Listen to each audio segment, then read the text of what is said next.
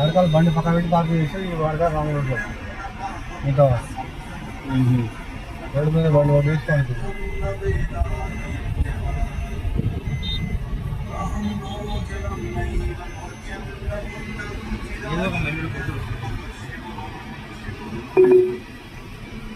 Parking ఒక 4-5 కిలోమీటర్ల jam ఉంది కాబట్టి మీరు పార్కింగ్ ప్లేస్ దాకా పోకుండా మీకు ఏడ సౌకర్యంగా ఉంటే ఆడ బండి పార్క్ చేసి 2 వీలర్ మాట్లాడుకోవడం బెటర్.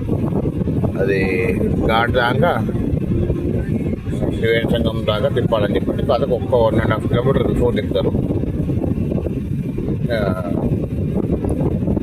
అది కొద్దిగా వాకబుల్ పోతే కొంతమంది అంటే బయట చాలా లాంగ్ వాళ్ళకి అఫీషియల్ ఉంటుంది, అన్ అఫీషియల్ ఉంటుంది.